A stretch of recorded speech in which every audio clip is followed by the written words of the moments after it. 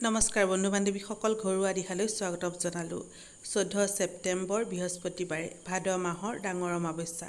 ভুলতো নকৰিব এই কাম, হ'ব অমংগল। বন্ধু বান্ধৱীসকল, হিন্দু ধৰ্মত অমাৱস্যা তিথিৰ বিশেষ মহত্ব আছে। ভাদ মাহৰ কৃষ্ণপক্ষৰ অমাৱস্যা তিথিৰ মহত্ব আৰু অধিক বৃদ্ধি পায়। এইদিনা স্নান, দান, ধৰ্ম কৰ্ম আৰু পিতৃৰ তৰ্পণৰ বাবে বিশেষ মনা হয়।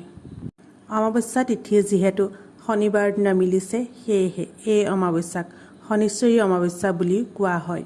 শাস্ত্ৰ অনুসৰি এই অমাৱস্যাৰ দিনা কিছুমান কাম কেতিয়াও কৰিব নালাগে। আজিৰ এই ভিডিঅ'ত অমাৱস্যাৰ দিনা কোনবোৰ কাম কেতিয়াও কৰিব নালাগে সেই বিষয়ে ক'ম। বন্ধু বান্ধৱীসকল, যদিহে ভিডিঅ'টো চাই ভাল লাগে এটা লাইক কৰিবলৈ নাপাহৰিব। ঘৰুৱা দিহা চেনেলটো যদি প্ৰথমবাৰলৈ চাইছে, চেনেলটো ছাবস্ক্ৰাইব কৰি ল'ব আৰু কাষতে থকা বেল আইকনটো প্ৰেছ কৰি দিব, যাতে আহিব লগা নতুন নতুন ভিডিঅ'বোৰ প্ৰথমে চাব পাৰে।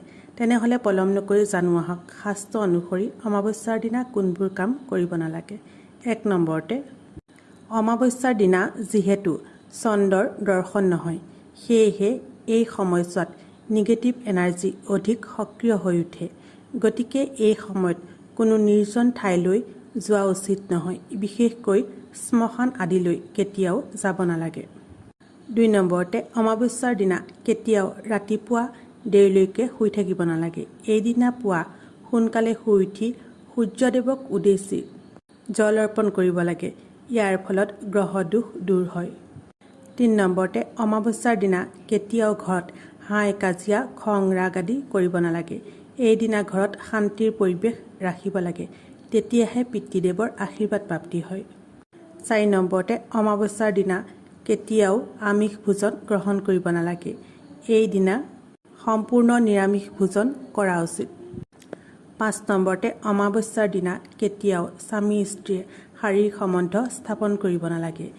এইদিনা গৰ্ভধাৰণ কৰা শিশুৱে ভৱিষ্যতে বহুতো সমস্যাৰ সন্মুখীন হ'ব লগা হ'ব পাৰে।